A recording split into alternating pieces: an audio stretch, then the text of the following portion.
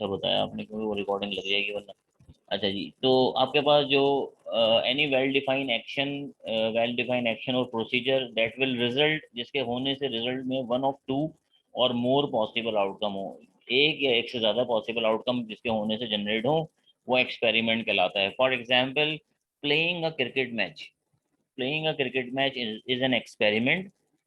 ये एक एक्सपेरिमेंट है जिसके अकर होने से आउटकम जनरेट होती हैं। आउटकम क्या जनरेट होती हैं? तो टीम ए जीतेगी या टीम बी जीतेगी। टॉसिंग अ कॉइन, अगर आप एक कॉइन को टॉस करें तो ये एक एक्सपेरिमेंट है जिसके होने से या तो हेड आएगा या टेल आएगा। अगर आप एक डाई को थ्रो करें तो डाई के थ्रो करने के बाद आपके पास 1 2 3 4 5 6 कुछ भी आ सकता है, 1 से लेकर 6 तक। तो जो थ्रोइंग अ डाइस है, डाई है, वो आपके पास एक एक्सपेरिमेंट है जिसके होने से आउटकम जनरेट होती हैं। ठीक है ना? तो किसी भी एक्सपेरिमेंट के होने से आउटकम जनरेट होती हैं। ठीक है ना? आउटकम क्या होती है, फिर आपके पास ये आ जाएगा जी, व्हाट इज एन आउटकम। तो आउटकम अगर आपको समझ में आ जाए तो इसका मतलब है कि आउटकम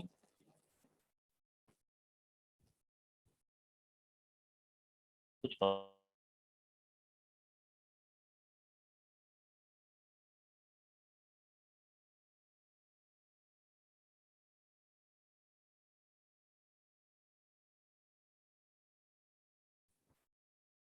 आउटकम क्या होती है? आउटकम, आउटकम जो है पर्टिकुलर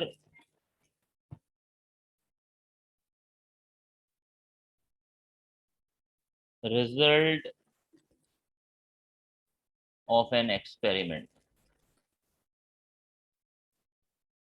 जो भी एक्सपेरिमेंट का रिजल्ट होता है वो आउटकम कहलाती है। जैसे मैंने आपको बोला कि जी, tossing a coin is an experiment.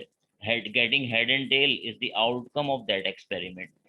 Throwing a die is an experiment. 1 2 3 4 5 6. Getting it means is the outcome of that experiment. ठीक है? Playing a cricket match is an experiment. Team A win, team B win is the outcome of that experiment. A student appearing in the examination is an experiment. Student pass and fail is the outcome of that experiment. यानी अगर एक student exam में बैठेगा या तो वो पास होगा या फेल होगा। ठीक है? तो वो इस एक्सपेरिमेंट की आउटकम है बेसिकली। ठीक है? तो ये तो हमें समझ में आ गई बात कि what is an outcome, what is an experiment and counting technique क्या होती है। उसके नंबर ऑफ वेज को काउंट करना काउंटिंग टेक्निक कहलाती है। ठीक है? तो ये हमारे पास जो है वो काउंटिंग टेक्निक होती है। ये बात समझ में आ गई आपके?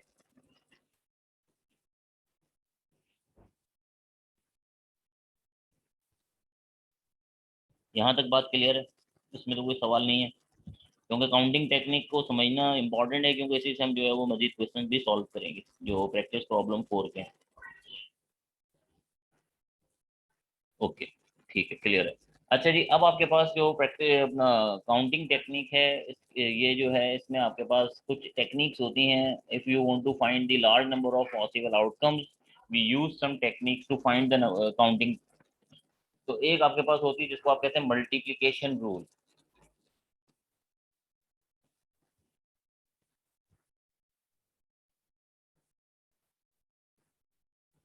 सेकंड आपके पास होती है परमुटेशन रूल।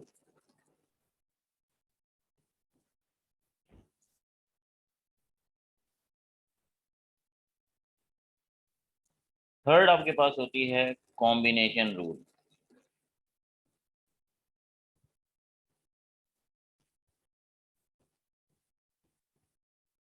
Combination rule. तो आपके पास मल्टीप्लिकेशन है, आपके पास परमुटेशन है, आपके पास कॉम्बिनेशन है। तो मल्टीप्लिकेशन, परमुटेशन एंड कॉम्बिनेशन, ये आपके पास तीन रूल्स हैं जिसके थ्रू जो है वो आप काउंटिंग टेक्निक फाइंड करते हैं। ठीक है? वन बाय वन हम इसको देख लेंगे। पहले हम मल्टीप्लिकेशन रूल देखेंगे, फिर हम परमुटेशन रूल देखेंगे और फिर हम कॉम्बिनेशन रूल देखेंगे। तीनों अलग अलग हैं, तीनों की डेफिनेशन अलग है, तीनों की टेक्निक अलग है। कॉम्बिनेशन का तो भी मैंने आपको कैलकुलेटर से बताया और परमुटेशन का भी आपको कैलकुलेटर से बताया कि कैसे निकालते हैं। लेकिन है क्या, ये अभी आपको बता रहा हूँ।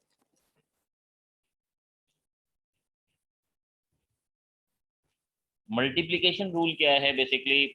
मल्टीप्लिकेशन रूल नाम से ही जाहिर है मल्टीप्लाई करने का नाम है। यानी कि आप क्या करते हैं, आपके पास नंबर ऑफ आउटकम्स जो है वो नंबर ऑफ एक्सपेरिमेंट जो हैं वो ज़्यादा होते हैं, 4 होते हैं, 5 होते हैं, 6 होते हैं, तो आप क्या करते हैं, उन सब एक्सपेरिमेंट को आपस में मल्टीप्लाई कर देते हैं, तो that's why is called the multiplication rule. अगर एक एक्सपेरिमेंट अकर हो रहा है N1 वेज से, दूसरा एक्सपेरिमेंट अकर हो रहा है N2 वेज से, तीसरा एक्सपेरिमेंट अकर हो रहा है N3 वेज से, और लास्ट एक्सपेरिमेंट अगर हो रहा है N के वेज से, तो आप क्या करेंगे, इन सबको आपस में मल्टीप्लाई करेंगे तो आपको वेज पता चल जाएंगी। ठीक है, for example a coin and die thrown together,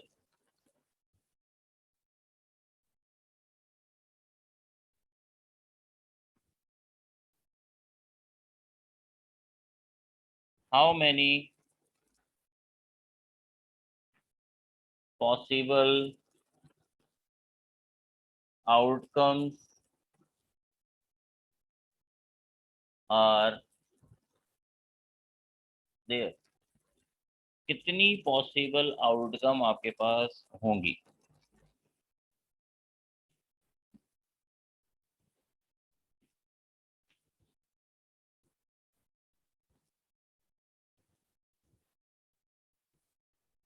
कितनी पॉसिबल आउटकम्स आपके पास होंगी अगर एक कॉइन को और एक डाई को आप थ्रो करें?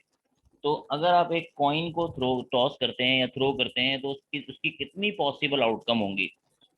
सिंगल कॉइन की कितनी पॉसिबल आउटकम होती हैं? अगर आप सिंगल कॉइन को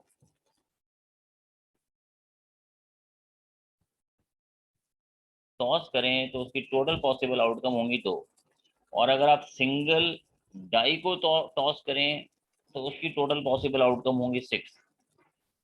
तो ये जो आपके पास सिंगल आउटकम है, this is you can say N1, this is you can say N2। जब आपको टोटल आउटकम चाहिए होंगी तो N1 को आप N2 से मल्टीप्लाई कर देंगे, जो कि आपके पास आ जाएगा 2 multiply by 6, which is 12 ways, या आउटकम वेज के हैं या आउटकम के हैं एक ही बात है। तो इसका आपके पास जो आंसर आएगा वो आएगा 12। तो 12 पॉसिबल आउटकम है when you toss a die और कॉइन टुगेदर। ठीक है, बात समझ में आई? ये बात समझ में आती है?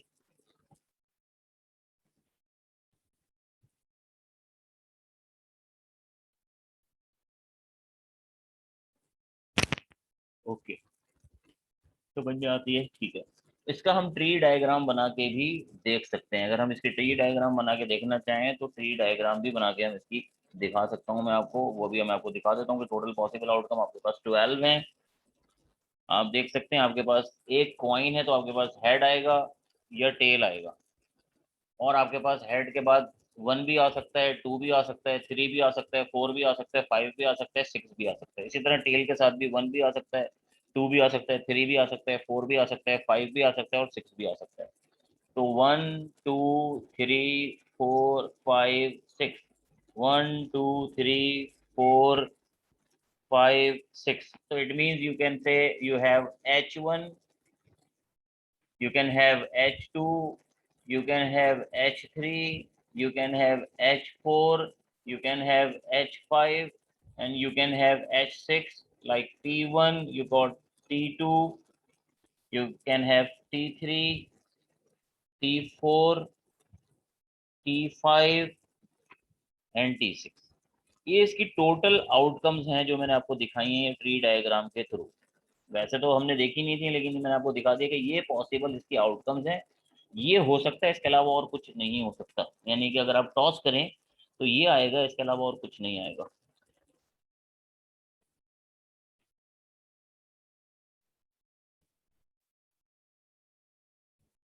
ठीक है, तो ये काउंटिंग टेक्निक का पहला रूल है जिसको आप कहते हैं मल्टीप्लीकेशन रूल।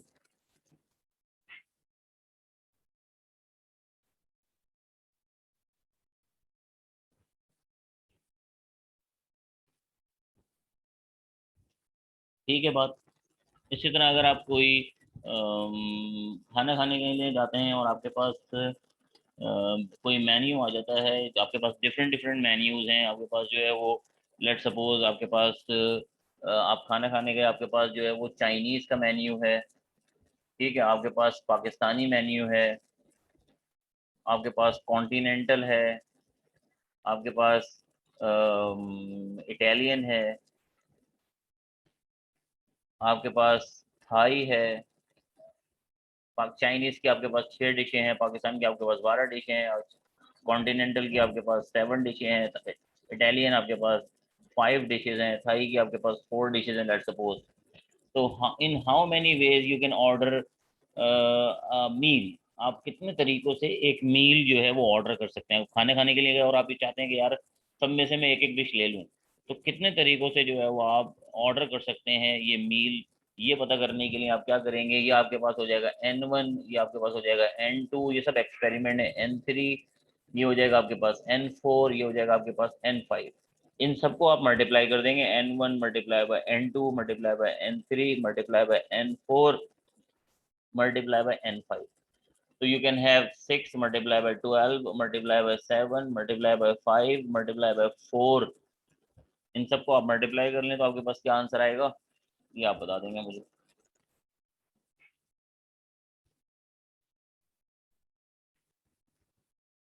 सबको मल्टीप्लाई करें तो क्या आंसर आएगा आपके पास?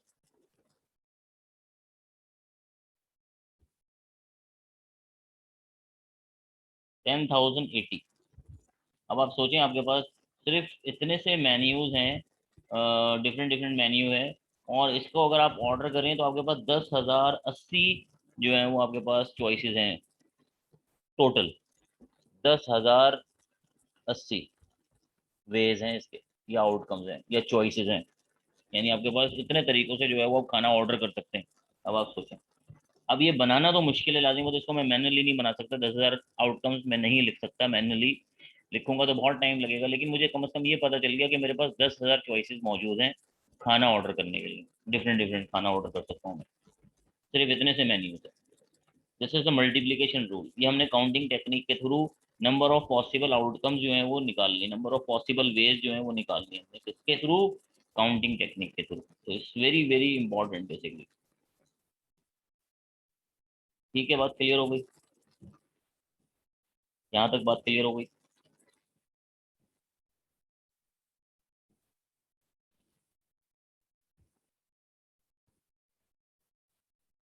यहाँ तक कोई सवाल तो नहीं है?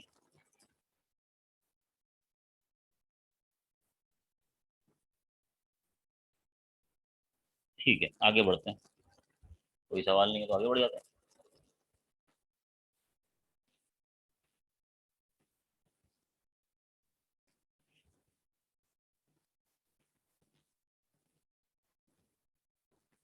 एग्जाम्पल लिखवा देता हूँ मैं आपको एक, फिर उसके बाद आगे बढ़ेंगे। In how many different number of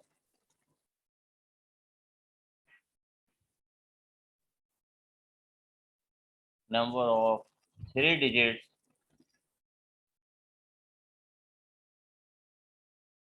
can be form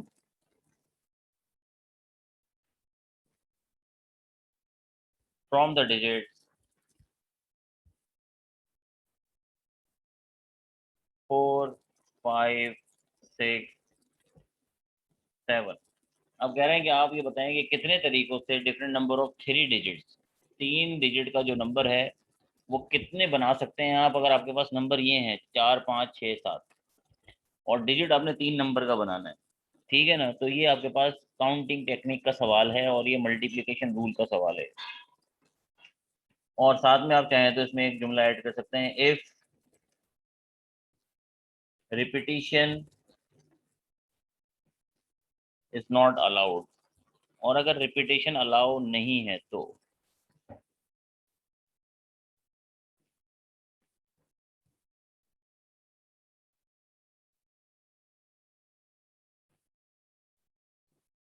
ठीक है, रिपीटेशन अलाउ नहीं है, रिपीटेशन अलाउ का मतलब ये है कि 4 एक दफ़ा आ गया तो दोबारा नहीं आएगा, 5 एक दफ़ा आ गया तो दोबारा नहीं आएगा, 6 एक दफ़ा आ गया तो दोबारा नहीं आएगा, 7 एक दफ़ा आ गया तो दोबारा नहीं आएगा, इसका ये मतलब है।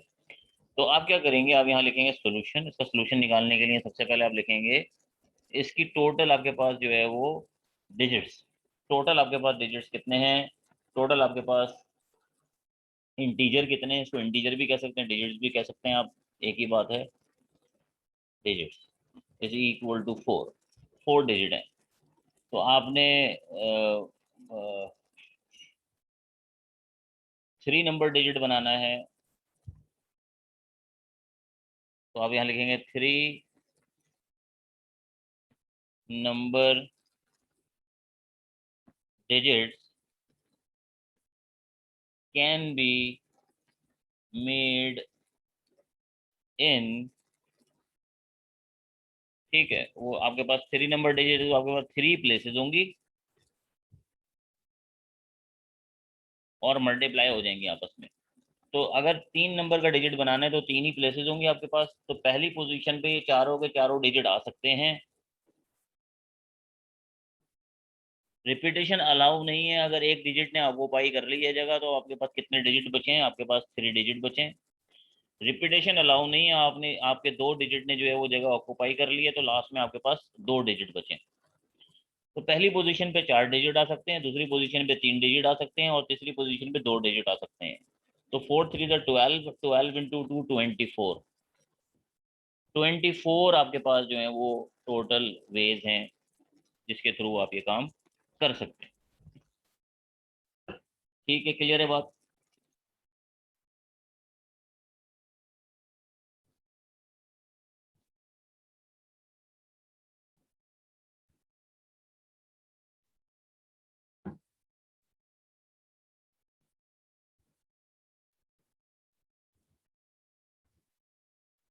ओके हो गया। मैनुअल बना के हम इसको देखना चाहें तो देख सकते हैं, 24 एंड 24 हम बना के दिखा सकते हैं। इसके अलावा 24 से एक डिजिट, एक नंबर भी आप ज़्यादा नहीं बना सकेंगे।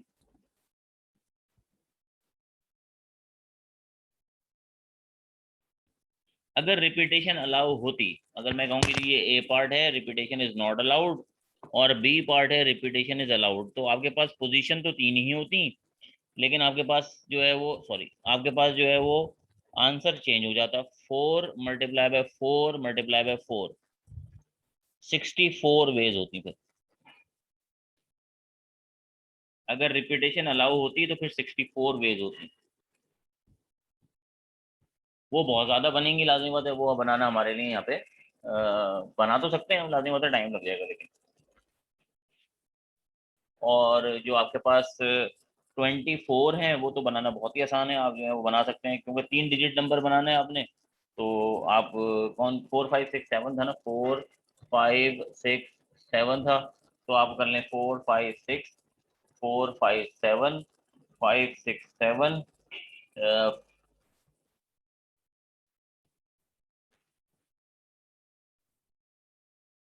4 5 6, 4 5 7, 4 6 7, सॉरी 4 6 7, 5 6 7, 5 4 6, 5 4 7, ठीक है, 6 4 5, 6 4 6। अच्छा, रिपीटेशन तो अलाउ नहीं है तो रिपीट नहीं होगा।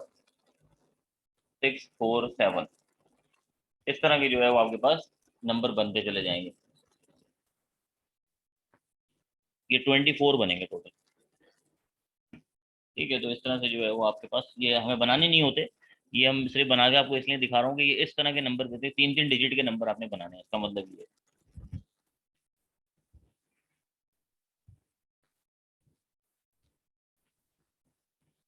ठीक है, क्लियर हो गया। अब एक एक क्वेश्चन मैं आपको दे रहा हूँ, जरा आप मुझे प्लीज करके बताइए कि इसका आंसर क्या आएगा।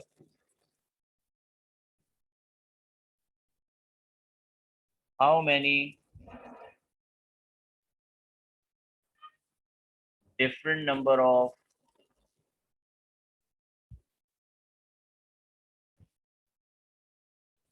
Two digits can be formed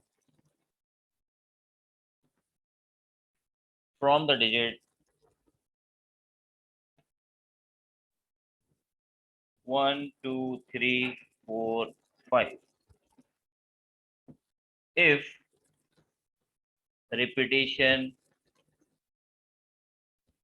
is not allowed. ठीक है, तो ये आपने जो है वो इसका आंसर मुझे बताना है क्या होगा। रिपीटेशन अलाउ नहीं है।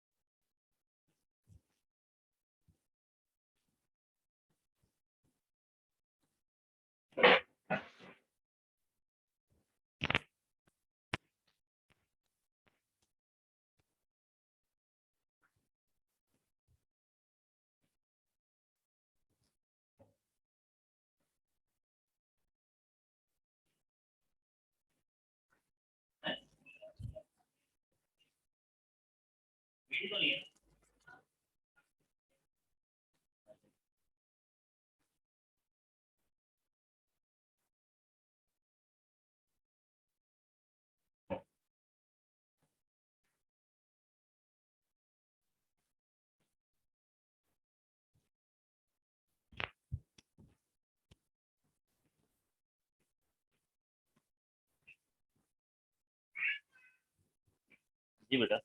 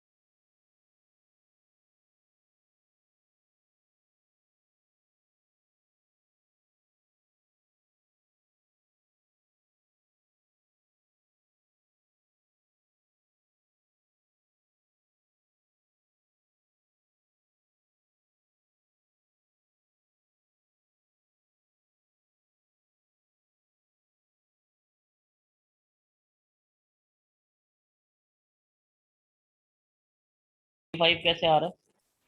85 और 11, 11 कैसे आ रहा है? सॉरी 10 मल्टीप्लाई होगा कैसे? 85 कैसे आ रहा है? 85 तो किसी तरीके से आ ही नहीं सकता। और 10 कैसे आ रहा है? 10 कैसे आएगा? टू डिजिट नंबर बनाना है तो 10 कैसे आ रहा है?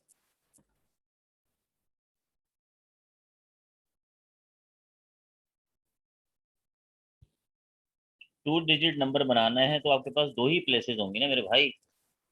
टू डिजिट नंबर के लिए दो प्लेसेस होंगी, तो पहली पोजीशन पे ये सबके सब आ सकते हैं। ये कितने हैं आपके पास? 1 2 3 4 5, यानी इसका मतलब है 5 के 5 सारे आ सकते हैं।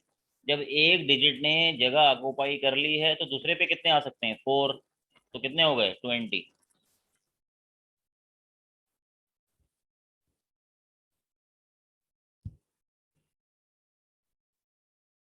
नहीं नहीं, प्लस नहीं करना मेरे भाई, मल्टीप्लाई करना है। प्लस नहीं करना, मल्टीप्लाई करना है, मल्टीप्लाई।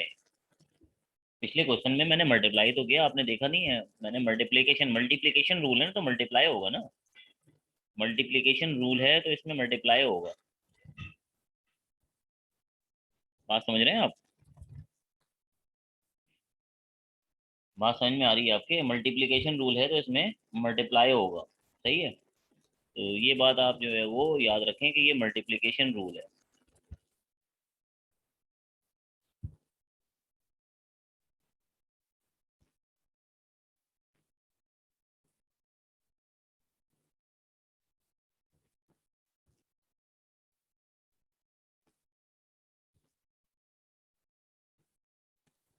ठीक है। अच्छा जी, अब आ जाते हैं हम जरा परमुटेशन के ऊपर। मल्टीप्लिकेशन रूल हमने समझा दिया आपको, और अब आ जाते हैं मल्टीप्लिकेशन के बाद परमुटेशन के ऊपर, ताकि हमें परमुटेशन भी क्लियर हो जाए।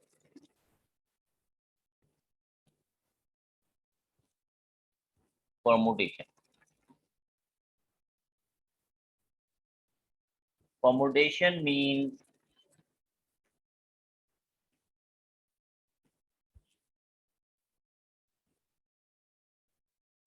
all possible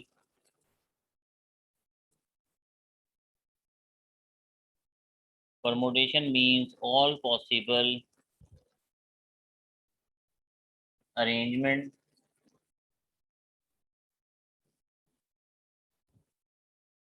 consisting of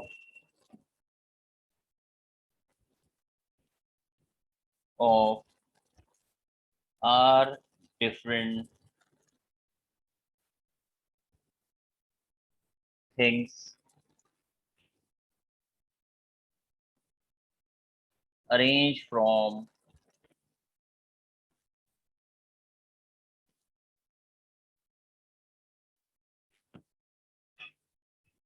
n different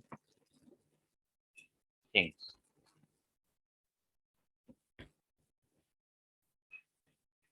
ठीक है, और ये होता है आपके पास n permutation of r, npr। npr खुलता है n फैक्टोरियल से divided by n minus r factorial. ये आपके पास फॉर्मूला है, और ये डायरेक्ट मैंने आपको कैलकुलेटर से निकालना भी सिखा दिया था। आपके पास जो n फैक्टोरियल है, ये n into n minus one up to 3 to 1 होता है। 2 फैक्टोरियल जो है वो 2 into 1 के बराबर होता है। 3 फैक्टोरियल जो है 3 into 2 into 1 के बराबर होता है। 0 फैक्टोरियल 1 के बराबर होता है। 1 फैक्टोरियल भी 1 के इक्विवेलेंट होता है। ये थोड़ा सा अर्थ की बात है। फैक्टोरियल जो है उसको निकालने का तरीका हमारे पास यही है। सक्सेसिव मल्टीप्लिकेशन ऑफ नंबर्स कहलाता है basically. What is factorial? Factorial is successive multiplication of numbers.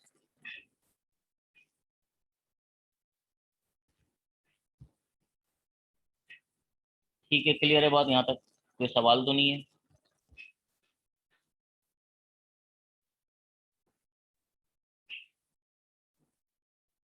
यहाँ तक बात क्लियर है? जल्दी से बता दें, फिर मैं इसकी एक एग्जांपल करवा दूंगा।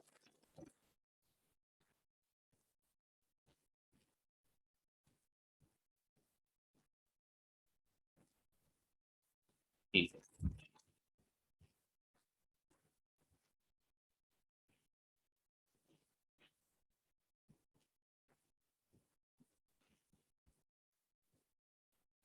एग्जाम्पल है हमारे पास, इन हाउ मेनी वेज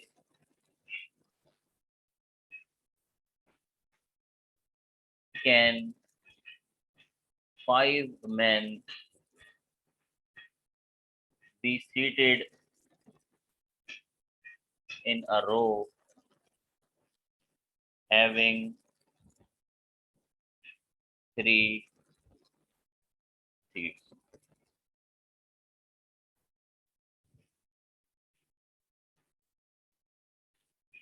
5 लोग हैं और 3 जो है वो सीट्स हैं आपके पास। तो आपके पास जो सोल्यूशन आएगा, टोटल ऑब्जेक्ट्स आपके पास हमेशा ज़्यादा होते हैं, अरेंज ऑब्जेक्ट हमेशा आपके पास कम होते हैं।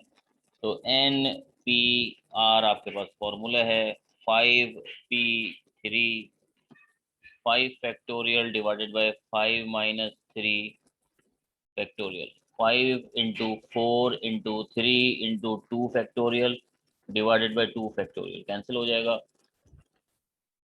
60 आ जाएगा आपके पास। तो 60 तरीकों से जो है वो आप उनको घटा सकते हैं। 60 वेज हैं आपके पास।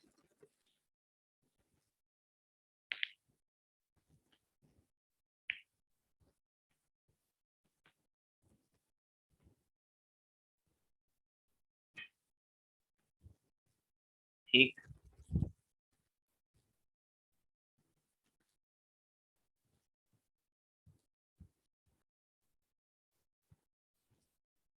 रिपीटेशन अलाउ नहीं है। और अगर आप इसको चाहते तो मल्टीप्लिकेशन रूल से भी कर सकते थे। आपके पास 3 सीट्स हैं, ठीक है।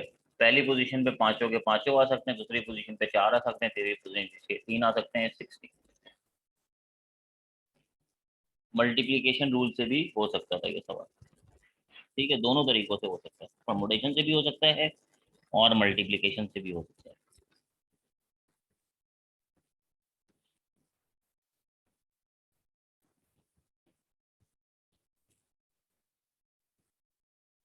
ठीक है, बात समझ में आ रही है, यहाँ तक क्लियर है? आगे कराऊं या आज के लिए इतना ही काफी है?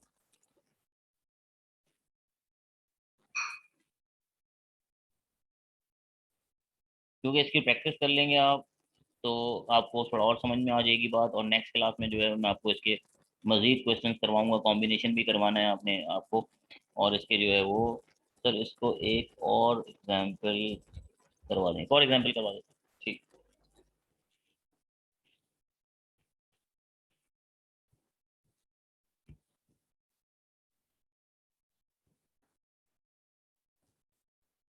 In how many ways can 5 men form a line? ठीक है, कितने तरीकों से 5 लोग जो है वो एक लाइन बना सकते हैं? जी मैं करवा रहा हूँ ना परमुटेशन की एक और एग्जाम्पल आपको। इसमें आपके पास लाइन आप जब बनाएंगे तो आपके पास पांच पांच पोजीशंस होंगी, तो एन की वैल्यू भी 5 है, आर की वैल्यू भी 5 है। तो एन पी आर जब आप निकालेंगे तो हो जाएगा 5 p 5, 5 factorial divided by 5 - 5 factorial. 5 factorial 5 × 4 × 3 × 2 × 1 divided by 5 - 5, 0 factorial. 0 factorial 1 के बराबर होता है। तो ये हो जाएगा आपके पास 120 डिवाइडेड बाय 1, 120 वेज आ जाएगा आंसर।